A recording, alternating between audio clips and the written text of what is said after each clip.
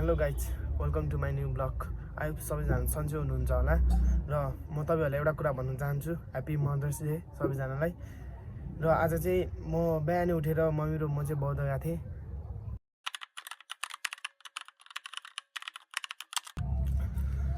र बौद्ध जाने क्रममा चाहिँ मेरो ब्लग घरबाट सुरु हुँदैन क्या, किनभने म यहाँबाट जोरपाटीसम्म चाहिँ निन्द्रामै हुन्छु र जोरपाटी पुगेपछि चाहिँ मलाई याद आउँछ कि मैले ब्लग पनि बनाउनु छ भनेर, र मैले ब्लग बनाउनु थाल्छु।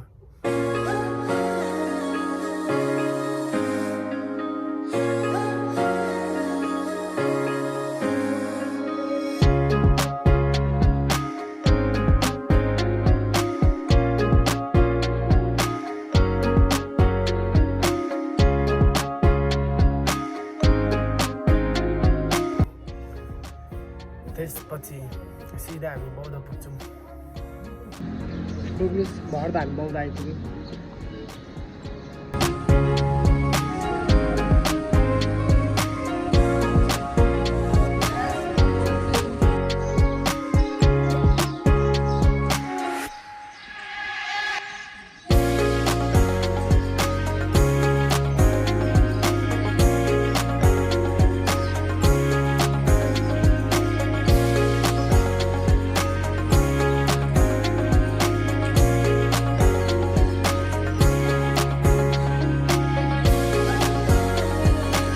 हामी बौद्ध पुगेपछि चाहिँ मम्मीले बत्ती बाल्नुहुन्छ, मम्मीले नि मम्मीको मम्मीलाई सम्झिनुहुन्छ र बत्ती बाल्नुहुन्छ।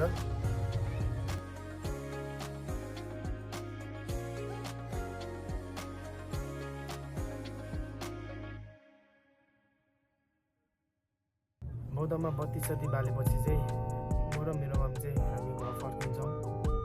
घर फर्केर म चाहिँ घरमा बसिरहेको हुन्छु र मलाई चाहिँ साथीले कल गरेर फुटबल जाउँ भन्छ।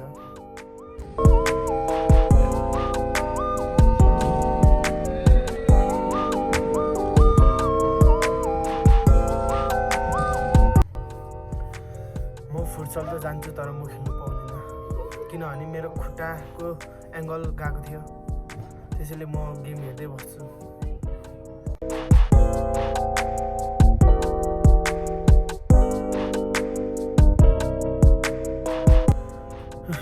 त्यसपछि फुटबल सिद्धिन बित्दै म घर आउँछु र ल्यापटप चलाएर बसिरहेको हुन्छु। मैले बिर्सिसकेको हुन्छु कि आज मदर्स डे हो भनेर। ठ्याक्क मेरो घरको साइडको साथीले लड्डु लिएर आउँछ, अनि ठ्याक्क मलाई याद आउँछ कि आज त हो मदर्स डे हो भनेर। अनि म नि उठ्छु र मैले लड्डु किन्न जान्छु।